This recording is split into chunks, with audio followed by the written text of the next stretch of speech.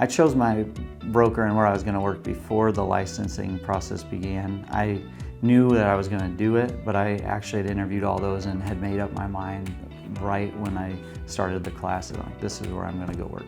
I chose to talk to brokers prior to getting my license. I just wanted to have a good idea of what route I was going to go prior to actually passing the exam. That way I wasn't scrambling at the time of getting my license, then having to place it with a broker.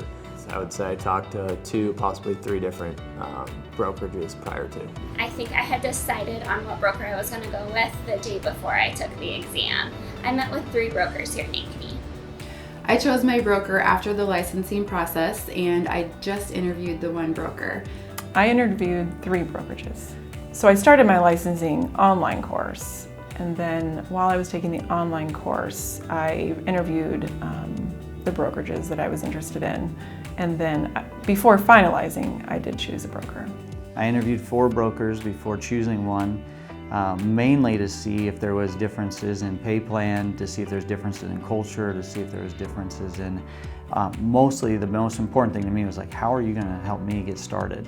When I was looking for a broker, I think the most important thing I was looking for was mentorship, because I had read online that getting into real estate is pretty much sink or swim, and the best thing that you can do is find another agent, a veteran agent that you can kind of shadow and learn from. It was important to me to have the guidance right out of the bat and not just a desk to go sit at, but someone who could really guide me somewhere where I thought that people were really on my side, really wanted to help me succeed and help me not just sell real estate, but also grow a business.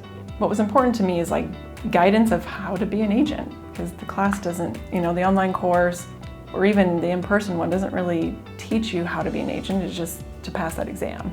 So I think the guidance of how to be an agent, I wanted a great atmosphere, I wanted positivity and learning, because I feel like that exam doesn't teach you everything you need to know. I tell clients, you're going to know when you find the house that's right for you. You're just going to know. It was the same thing picking a brokerage. Talked to a few people, and brokerages, they all had the strengths, they all had some weaknesses, and then finally, it was the last one I interviewed with, and it was like, oh, yeah, this is the place for me. Yeah, what I took away from meeting with different brokerages was just that there's a lot of different ways people do things and a lot of different ways brokerages function. But to be honest, I was just kind of shocked about how different brokerages actually were. You think brokerages just might all be the same, you all go sell real estate, but really there's a lot of different factors that go into how brokerages run their day-to-day operations and how they support their agents. So while one brokerage may have a big emphasis on education and training, where another one may have, their hook is that they're more hands-off and they let their agents be more kind of independent, do their own thing. I chose the brokerage that I work for because of their commitment to training. The culture was also very welcoming and supportive, and I just felt like if I joined the brokerage, based on what they require of their new agents and how supportive they are, it would lead to success. The reason I chose them is the people, the atmosphere, the mentoring, the learning, the continued learning, even after being licensed, is why I chose the brokerage I went with.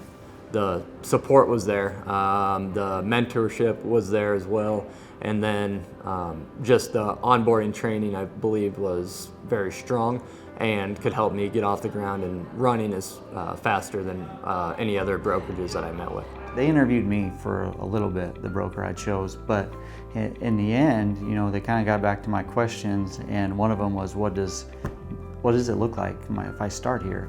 And it was funny because I remember him opening a folder, turning it around and sliding it towards me and said, this is what your first 2 years on the job here with us looks like. We know that in order for you to be successful, we have to cover these things with you, and then we have these different steps in place to make sure that you're successful for 2 years. And I attribute all my success to that. My advice to new agents would be to really look at the culture of the office that you're going to join. Is there a team atmosphere? Is there education involved? Or are you, going to be working on your own or from home? I think all of those things play into how you'll fit in at your company. The advice I'd give to new agents who are trying to select a brokerage would just be to meet with multiple of them, also meet with different agents who are inside the brokerages. Obviously the brokers can all tell you one thing, but the agents who actually live the day-to-day inside the brokerage and represent the brokerage also have a ton of insight, and probably even more insight, I would say, than the brokers themselves. I think pay plan's important, but I think it's secondary. What really comes down to is, what are they going to do for you? I think if you're a new agent and never done it, you need to ask the question, like, what does the training look like for me? How are you going to help me when I have a problem? Because you're going to encounter problems. How do we communicate throughout the company? I think some brokers are probably not as technologically advanced out there, so do they use Hangouts? Do they use chat? Do they use Google Drive? Where is their information stored so that you can access it? And some of those questions are not things I thought of when it started, but they're super important, knowing how other brokerages work today.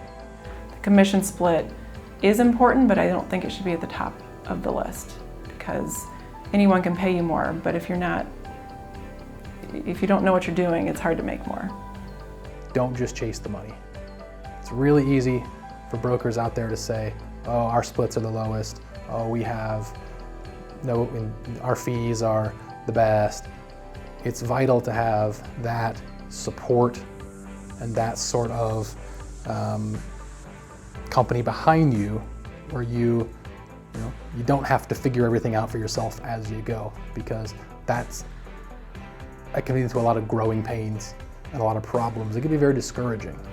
My advice to new agents selecting a broker would be to focus on a brokerage that does have a commitment to training, where there is going to be someone that's there to help you. We are helping people buy and sell what's probably their largest asset, so I think we owe it to our clients to be knowledgeable professionals that also have resources to get questions answered that we might not know.